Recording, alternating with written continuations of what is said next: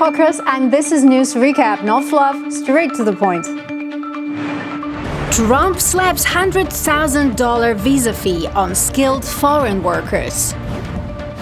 Doctors push back as Trump links Tylenol to autism. Indianapolis shooting leaves 2 dead and 3 injured. Costco recalls over 3,000 pounds of tuna poke over Listeria concerns. President Trump's surprise visa changes are shaking up the world. On Friday, the White House raised the H-1B application fee to $100,000, a huge increase for companies that hire skilled foreign workers. The new fee took effect on Sunday. Big tech companies can absorb the cost. Amazon employs more than 14,000 H-1B workers, and Microsoft, Meta, Apple, and Google each have over 4,000. One startup even called the fee a rounding error compared to the value of each worker. Critics warned the hike could hurt U.S. innovation. India called it likely to have humanitarian consequences. Britain is considering cutting visa fees for top professionals, and other countries like Dubai and across Europe are trying to attract skilled workers. A British AI founder said he's already had over 1,000 messages from highly skilled workers thinking about leaving the U.S. Trump also announced a new gold card visa, which could lead to citizenship for just $1 million contribution or $2 million for companies. Back in February, he had announced a $5 million gold card to replace an existing investor visa. Now, this is now called the platinum card. It allows foreigners to stay up to 270 days a year without paying U.S. taxes on foreign income. The tech sector isn't the only one affected by the new $100,000 H-1B visa fee. Medical groups warn it could worsen doctor shortages and make it harder for hospitals, especially in rural areas, to operate. The American Medical Association says international medical graduates are a critical part of the physician workforce and that the program is vital for staffing underserved communities. AMA President Bobby Mukamala said higher fees will make patients wait longer and travel farther for care. More than 76 million Americans live in areas officially designated as doctor shortages. Hospitals like Mayo Clinic, Cleveland Clinic, and St. Jude's Children's Research Hospital are top sponsors of H-1B visas. Paying the fee could cost millions and threaten recruitment of skilled doctors. Experts warn the policy could also limit medical and scientific research. About 22% of immigrant doctors in the U.S. are from India. Many are now exploring alternative visa options, fearing the fee could expand to other categories. A massive memorial for Charlie Kirk was held on Sunday, September 21st at State Farm Stadium in Glendale, Arizona. Tens of thousands filled the stadium and overflowed to honor the activist killed nearly 2 weeks earlier in Utah while speaking at a college. The service began with personal memories and shifted to politics. Trump, J.D. Vance, and more than 20 administration officials spoke. Charlie suffered a terrible fate, my friends. We all know it. We all saw it. But think, it is not the worst fate. It is better to face a gunman than to live your life afraid to speak the truth. It is better to die a young man in this world than to sell your soul for an easy life with no purpose, no risk, no love, and no truth. We must remember that he is a hero to the United States of America, and he is a martyr for the Christian faith. The lineup also included Marco Rubio, Pete Hegseth, Robert Kennedy Jr., Kash Patel, Mike Johnson, Elon Musk, Tucker Carlson, and many, many more. The most emotional moment came from Kirk's widow, Erica, who forgave her husband's killer, saying the answer to hate is not hate. However, President Trump had a different view. He did not hate his opponents. He wanted the best for them. That's where I disagreed with Charlie. I hate my opponent, and I don't want the best for them. I'm sorry. I am sorry, Erica. president also credited Charlie Kirk with playing a pivotal role in his 2024 election victory. He told the crowd Kirk's work to mobilize young conservatives was decisive and said the movement will push forward in his name. President Trump is pressing the Justice Department to prosecute his political enemies without delay. On Saturday, he posted on Truth Social to Attorney General Pam Bondi, saying he has reviewed reports showing no action on criminal referrals against Democrats like Senator Adam Schiff and Federal Reserve Board member Lisa Cook. We can't delay any longer. It's killing our reputation and credibility. They impeached me twice and indicted me 5 times over nothing. Justice must be served now. The allegations target Democrats over mortgage fraud claims. None of the accused have faced charges and all deny wrongdoing. Trump's push comes as the U.S. Attorney for Eastern Virginia resigned rather than participate, and Trump nominated Lindsay Halligan, an inexperienced litigator, to replace her.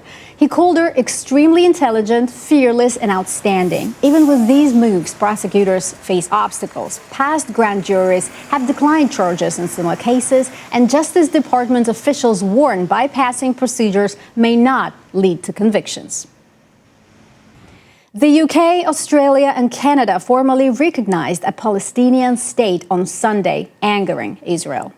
Prime Minister Benjamin Netanyahu said a Palestinian state will not happen. British Prime Minister Keir Starmer said the move aims to revive hope for peace and is not a reward for Hamas, which carried out deadly attacks in October 2023. Meanwhile, Israeli forces continued their offensive in Gaza. China called for a comprehensive ceasefire and urged nations with influence over Israel to help implement Palestinian governance. The recognition sparked protests abroad. In Milan, Italy, thousands marched in solidarity with Palestinians, and some clashed with police at the central train station, throwing bottles and smoke bombs. Italy has not yet recognized the Palestinian state, even as public pressure grows. The Trump administration is set to announce a disputed link between autism and the use of Tylenol in pregnant women.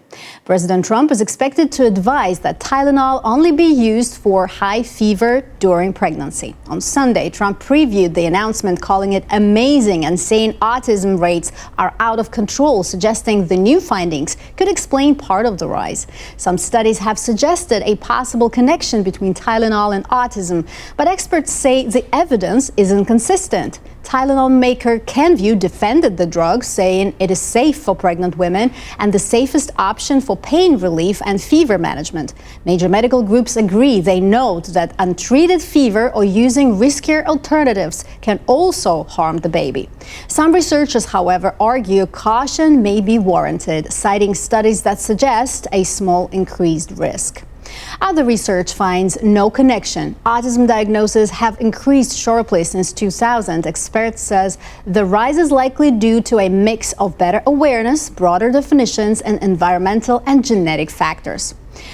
Past comments from HHS Secretary Robert Kennedy Jr. have included debunked theories linking vaccines to autism, raising concern among researchers. TikTok is at the center of a new media firestorm as President Trump pushes ByteDance to sell its U.S. operations to domestic investors, including Oracle's Larry Ellison, Michael Dell, and possibly Rupert and Lachlan Murdoch. Trump has praised the potential buyers as American patriots and said they would do a really good job running TikTok US. Popular platform isn't just for influencers, it's a major tool for small businesses and a key part of the US digital economy. The app's algorithm, which drives what users see and keeps them engaged, is at the heart of concerns. Critics fear that under Trump allies or the Murdochs, it could be altered to favor conservative content and push political messaging to young users. Buying TikTok won't be cheap, though. ByteDance's valuation is around $330 billion, with U.S. revenues expected at $12 billion just this year. A Murdoch-led takeover could lead them massive influence over a free platform used by millions of Americans, reshaping both media and political discourse. Costco, in the meantime, is recalling almost 3,500 pounds of its Kirkland signature ahi tuna wasabi poke due to possible Listeria contamination. The problem comes from green onions used in the product, which tested positive for the bacteria. No illnesses have been reported so far. Listeria can be dangerous for young children, older adults, people with weakened immune system, and pregnant women.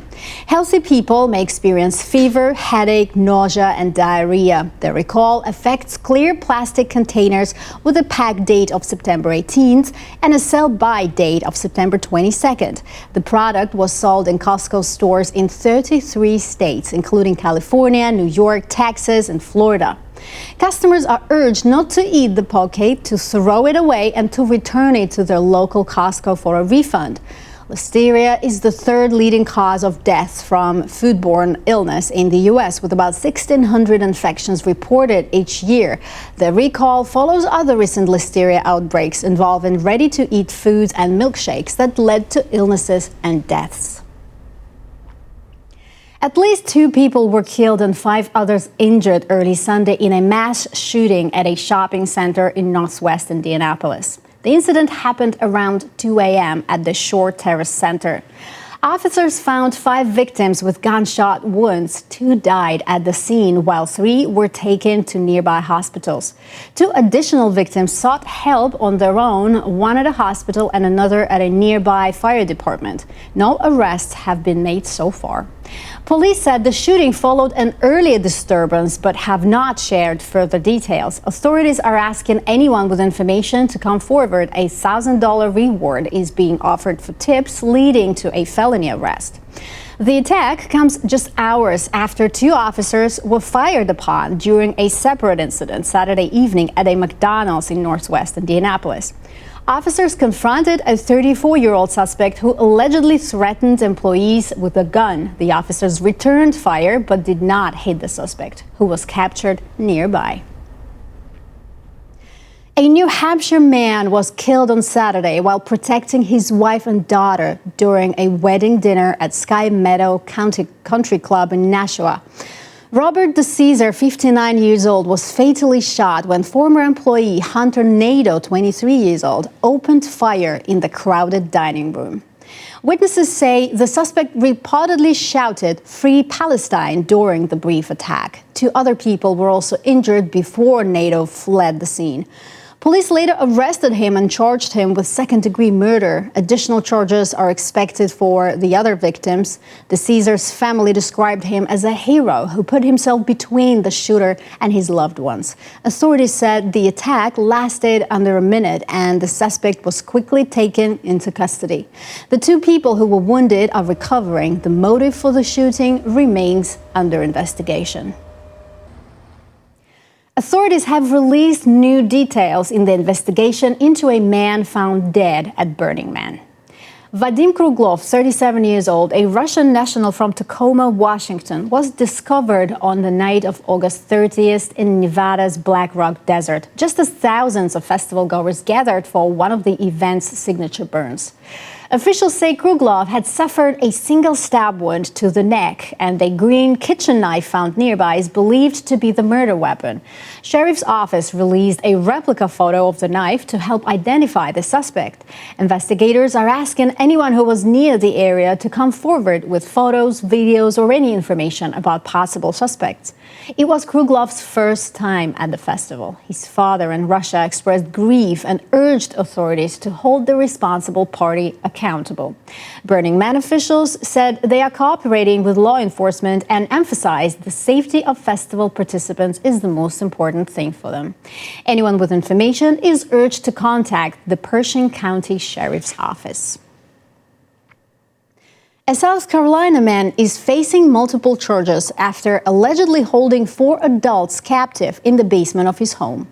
Donnie Birchfield Jr., 35 years old, was arrested on August 1st after police began investigating in July following an unreported death at his Lancaster property. Authorities say Birchfield controlled his victims' eating, bathroom habits, and communication while using their money for his own expenses. This year alone, he allegedly spent more than $11,000 from one of his victims' accounts to pay off credit cards and shop at Walmart. The deceased woman and her husband were adults but considered vulnerable because they could not care for themselves. Two other women held in the home were allegedly romantically involved with Birchfield, with one reportedly living there since 2015 and the other since September 2024. Warrants indicate Birchfield threatened one of them, claiming he knew how to dispose of a body from past experience, and reportedly strangled her during regular assaults. Birchfield now faces charges including exploitation of a vulnerable adult, financial fraud, false imprisonment, and domestic violence. Neighbors described him as a sick individual. He's being held without bail while authorities await a pathologist report before pursuing additional charges. A man has been arrested for allegedly breaking into a West Hollywood home and killing a pet dog. Authorities say the suspect, 27-year-old Amal Badia, is a former roommate of the dog's owner. Deputies released security footage showing a masked person entering the home on Harper Street on September 4th and attacking the small dog until it became unresponsive. Investigators also believe the suspect stole items from the apartment. Badia was taken into custody on Sunday and is being held without bail. ABC's Jimmy Kimmel Live will return on Tuesday after a brief suspension. The show was pulled last Wednesday following Kimmel's remarks about the alleged assassin of Charlie Kirk, which sparked outrage and drew a veiled warning from the FCC. Two major affiliates also stopped airing the show, prompting Disney to pause production.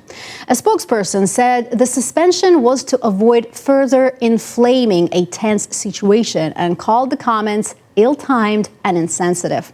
Apparently, after discussions with Kimmel, Disney decided to resume the show, which will return to its regular schedule on Tuesday night. And that's all the news. The top stories of the day. No fluff, straight to the point. Don't forget to subscribe, like, and drop a comment. I'm Kat Tokris, and I'll see you next time.